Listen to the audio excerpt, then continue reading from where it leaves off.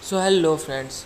Marvel cinematic universe में Thanos के जाने के बाद अब मार्वल सिनेमैटिक यूनिवर्स का फेज़ 4 बिगिन होने वाला है और इस फेज़ 4 का मेजर सुपर विलेन होगा गैलेक्टस। गैलेक्टस कॉमिक्स में डिवोरर ऑफ द वर्ड्स भी कहा जाता है, जो अपनी कॉस्मिक हंगर को शांत करने के लिए कई सारे प्लैनेट्स को फीड करता है और ये सब में उसकी मदद करते हैं उसके हेराल्ड्स। तो इस स्टोरी की शुरुआत होती है बिग बैंग से पहले एक सुपर इंटेलिजेंट ह्यूमनॉइड रेस जो टा नाम के प्लेनेट पे एग्जिस्ट करता था और इसी टा नाम के प्लेनेट पे गैलन नाम का साइंटिस्ट और एक्सप्लोरर भी था, जिसे अपने एक्सप्लोरेशन के बाद एक बात ये पता चली कि बहुत जल्दी एक कॉस्मिक इवेंट स्टार्ट होने वाला है जिसमें करंट यूनिवर्स डिस्ट्रॉय हो जाएगा और एक नए यूनिवर्स का फॉर्मेशन होगा। और ये बात वो अपनी पूरी स्पेसीज़ को बताता है और वो अपने स्पेसीज़ को बचाना चाहता था, लेकिन जब ये कॉस्मिक इवेंट स्टार्ट होता है तो गैलन के टा नाम के प्लेनेट पे उसी के स्पेसीज़ के लोग रेडिएशन पॉइजनिंग से मरने लगते हैं। अब क्योंकि ये उस बिग बैंग इवेंट का स्टार्टिंग था तो वो अपने साथ कई लोगों की टीम बनाता है ताकि वो उस सिंगुलरिटी पॉइंट में जा सके और इस इवेंट को होने से रोक सके, लेकिन ये नियरली इम्पॉसिबल था। लेकिन फिर भी वो चांस लेकर के उस सिंगुलरिटी पॉइंट में घुस जाते हैं, लेकिन इससे वो बिग बैंग इवेंट रुकता तो नहीं है, लेकिन उसके साथ जो बाकी अदर मेंबर्स थे उनकी वहीं पे मौत हो जाती है।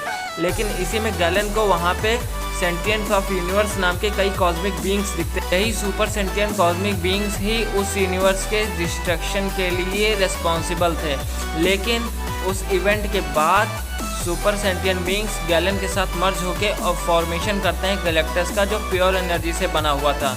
और गैलेक्टस उसी स्लीपिंग फॉर्म में उसी शिप में रहता है जिस शिप में वो बहुत पहले आया था।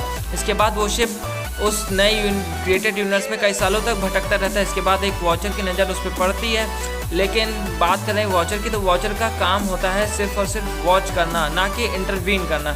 लेकिन उस वॉचर ने वही गलती कर दी, उसने उस शिप को रोका उसको इंस्पेक्ट करने के लिए, लेकिन फिर बाद में उसे पता चला कि उसने बहुत बड़ी गलती कर दी। इसके बाद हमें दिखाया जाता है उसे में गैलेक्टस जो प्योर कॉस्मिक एनर्जी के फॉर्म में था। गैलेक्टस उठने के बाद सबसे पहले अपनी कॉस्मिक एनर्जी का यूज़ करके अपने आप को एक बॉडी का फॉर्म देने लगता है और उसके बाद अपने ही शिप से एक नया शेल बनाता है जिसके अंदर वो चला जाता है और अपने नेक्स्ट 1000 ईयर स्पेंड करता है ताकि उसे अपनी नई बॉडी की पूरी फॉर्म मिल सके।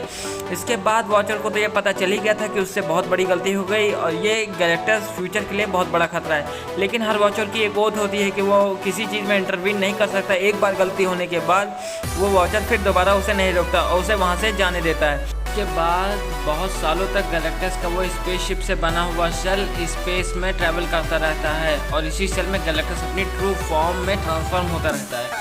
और इसके बाद गैलेक्टस का शेल आर्कोपिया नाम के प्लेनेट की ऑर्बिट के पास से गुजरता है।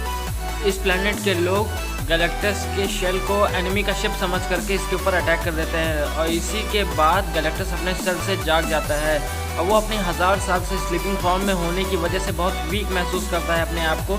इसी वजह से वो आर्कोपिया नाम के प्लेनेट की पूरी एनर्जी एब्जॉर्ब कर लेता है, जिससे वो पूरा प्लेनेट ही डिस्ट्रॉय हो जाता है। इसके बाद गैलेक्टस को एक बात ये पता चलती है कि अगर उसको ज़िंदा और इमॉर्टल रहना है तो इसी तरह उसे प्लैनेट्स पर फीड करना पड़ेगा। और इसी बीच गैलेक्टस को एक और बात ये पता चली, वो डिस्ट्रक्शन के साथ साथ क्रिएशन भी कर सकता है और इसी में उसने अपने प्लेनेट टा के ट्रिब्यूट में टा 2 नाम का प्लेनेट आर्कोपिया नाम के प्लेनेट की डिस्ट्रॉय हो चुकी जगह पर ही बनाया था।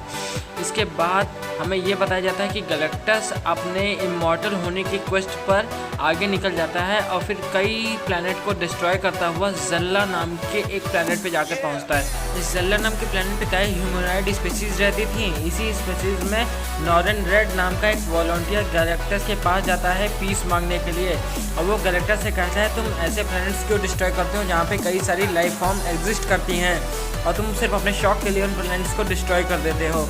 इसी बीच गैलेक्टस ये बोलता है उसे प्लैनेट्स डिस्ट्रॉय करने का कोई शौक नहीं, वो बस अपनी हंगर को शांत रखने के लिए ही प्लैनेट्स को फीड करता है। और गैलेक्टस ये भी बताता है कि अगर वो प्लैनेट्स को फीड ना करे तो बहुत वीक हो जाएगा और यहाँ तक कि उसकी मौत भी हो सकती है। इसीलिए वो इमॉर्टल और हमेशा ज़िंदा रहने के लिए ही प्लैनेट्स को फीड करता है।